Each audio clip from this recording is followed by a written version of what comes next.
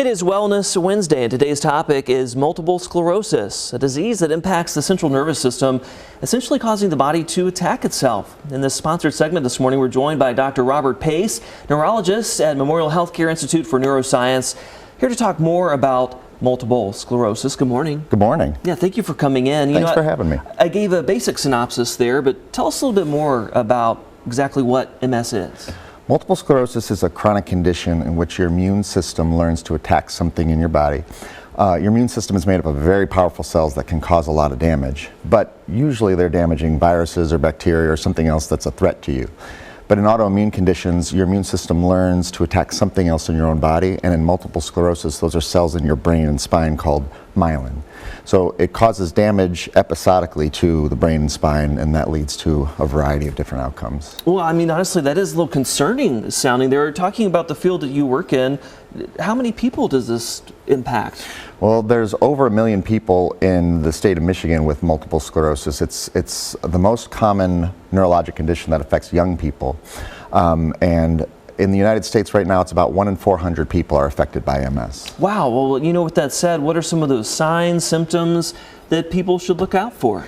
That's a difficult question because multiple sclerosis is probably one of the most variable conditions in all of medicine. Because it's affecting your brain or spine, and your brain and spine control everything, any symptom that you can imagine can really be part of MS. But what we see often is people with weakness in one area of their body or numbness in one area of their body, sometimes changes in their vision. A lot of times the changes happen fairly abruptly over the course of a couple of days or so, and we really can see anything, and therefore we have to sort of keep our eyes open. Well, give us some insight here. You know, as the expert, what are some of those things that you look for, and how do you reach a diagnosis? Well, the mainstay of diagnosis is our MRI. When people come in with symptoms that could be related to multiple sclerosis, we're usually going to get people set up to get an MRI, which is an outstanding and clear picture of the cells in your brain.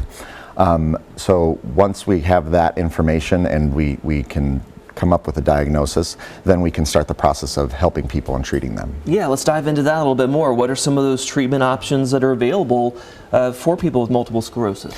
We're lucky because we have a lot of treatments now. There were no treatments at all for multiple sclerosis until the early 1990s. And from a medical standpoint, that amount of change in that short of a time is pretty rapid.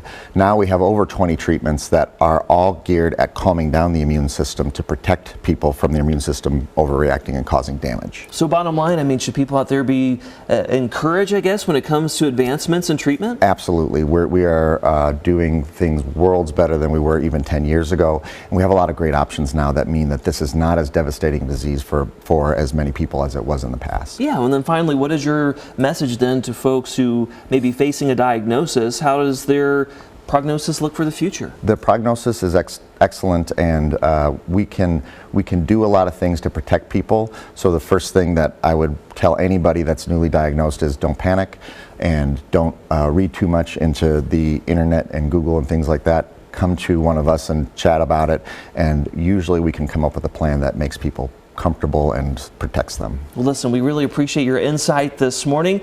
For more information, you go to memorialhealthcare.org. You see there, you're in good hands, and there's a number there on your screen that you can call. Thanks for coming in. Thanks for having me. Yeah, good to see you.